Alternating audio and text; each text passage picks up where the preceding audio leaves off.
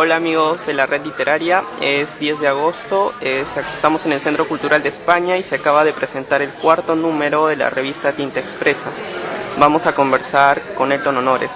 Elton, tú eres director de la revista y el eje monográfico es la literatura fantástica y ciencia ficción.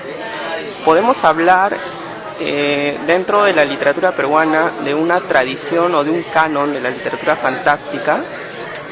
Es una pregunta un poco complicada, ¿no? Porque justo conversando con José Wich comentábamos esta idea de qué se entiende por tradición, ¿no?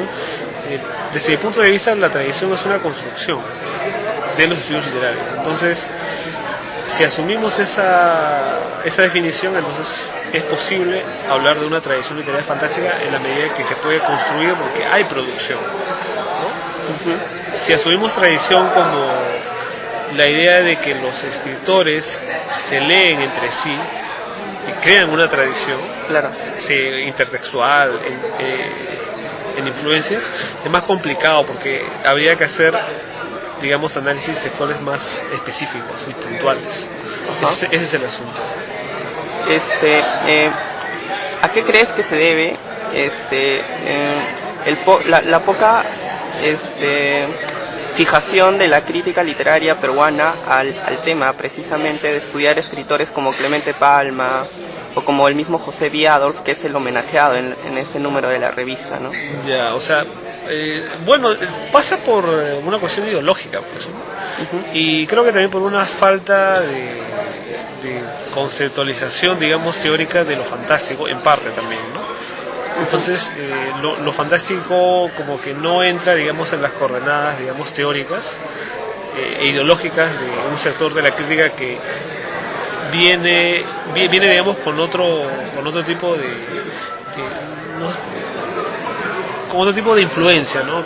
Que podría ser el caso de José Carlos Mariátegui, por ejemplo, con estas problemáticas de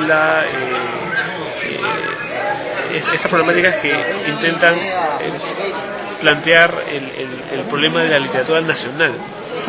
¿De acuerdo? Entonces, como que en esos debates lo fantástico no entra, digamos, al debate, ¿no? Queda fuera. Y cuando se consolida, digamos, en términos críticos, ¿no?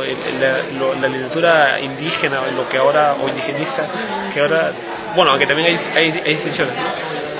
O lo andino, ¿no? Para no entrar, digamos, en discusión. Cuando se consolida lo andino como lo nacional, lo fantástico queda relegado, porque aparentemente es una tradición, digamos, foránea. Ajá. Y dentro de vamos a llamarlo fantástico en el Perú, ¿cuál es la importancia fundamental de José B. Adolph, ¿no? ¿Cuál ha sido su aporte? Bueno, allí hay que ver varias cosas, ¿no? La principal es que Adolph, digamos, que desarrolla un tipo de narrativa en un género específico, que es la ciencia ficción, que había sido, digamos, poco abordada. O sea, hay también producción, ¿no? Pero, digamos, Adolph como que introduce otras influencias anglosajonas, ¿no? O sea, no sé si tú sabes de que Adolph no leía mucha literatura extranjera. Entonces, digamos que eso se va a revertir y se va a ver también en su producción personal, ¿no? Entonces,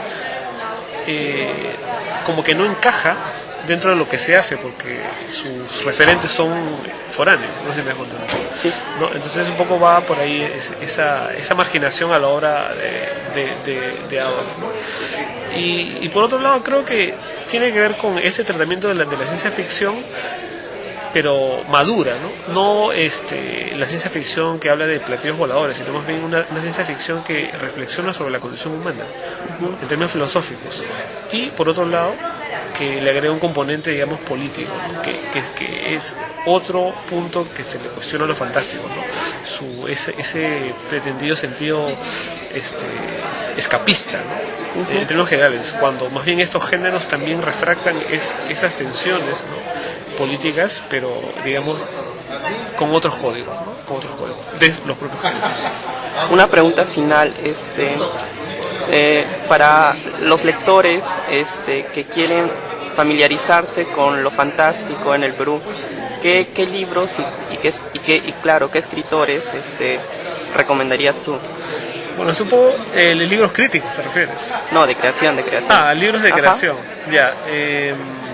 Como una suerte de canon, digamos, fantástico peruano. Claro. Ya, bueno, hay un autor que es capital, que es Clemente Palma, evidentemente, ¿no? Yo diría cuentos malévolos, pero más que cuentos malévolos, yo diría historietas malignas. Porque en historietas malignas el carácter fantástico es más marcado, ¿no? que en este primer libro, ¿no? Evidentemente X y Z, que es una novela genial, que trata de manera, digamos, habla un poco de la modernidad y plantea pues este problema del sujeto a partir de la producción de dobles, ¿no? Bueno, hay toda una trama, digamos, en la novela que la complejiza, ¿no? Otro autor clave sería más que autor, sería todo ese grupo de los años 50 que renuevan, digamos, la producción fantástica local, ¿no? Y ahí hay varios autores. Pues, tienes ahí a Loaiza, ¿no? Que es digamos, te estoy poniendo, digamos, los autores que desde mi lectura crítica y desde lo que se ha escrito, aparentemente son los autores de mayor renombre, ¿no? Y evidentemente Adolf, ¿no? Adolf, porque tiene una serie de registros que lo hace enriquecedor finalmente. O sea, no es que solamente escribe ciencia ficción, también tiene otro tipo de relatos, digamos, de carácter realista, relatos de corte que exploran mundos interiores, ¿no? O sea, es versátil, digamos así, ¿no? Bueno, es siempre cuando ese tipo de preguntas que hablas sobre canon es un poco complicado porque mencionas algunos y siempre dejas de lado otros, ¿no? Pero yo creo que nuestra tradición se centra en Palma, se centra en Adolf, en Ribeiro, ¿no? Es decir, siempre cuando se habla del 50 es Ribeiro, y Ribeiro tiene cuentos fantásticos muy interesantes, ¿no? Demetrio, por ejemplo, que es, no sé si lo has leído, Sí. es muy bueno, ¿no? Pero, y sus primeros cuentos, ¿sabes? Que Jorge Coahuila los rescató y los compiló en un libro, incluso en la última edición que ha salido, la de Barral, se han vuelto a incluir esos primeros cuentos, ¿no? Cuentos que son de carácter fantástico, ¿no? La Máscara, por ejemplo. Bueno, ese es un cuento extraño, ¿no? Hay otros que sí son más marcadamente fantásticos, pero digamos que sería Clemente Palma, sería Ribeiro, sería Loaiza, sería Adolf, ¿no? Y de ahí ya cada vez, conforme nos acercamos a la producción fantástica contemporánea, es más complicado, ¿no? Uno siempre corre el riesgo de terminar hablando de los amigos, aparentemente para un sector que cree que hay componendas o tipo de vinculaciones, pero no se trata de eso, ¿no? Se trata simplemente de ver de manera objetiva que hay una producción y de estudiarlos de manera seria, nada más. Muchas gracias, Elton, por la entrevista. Okay.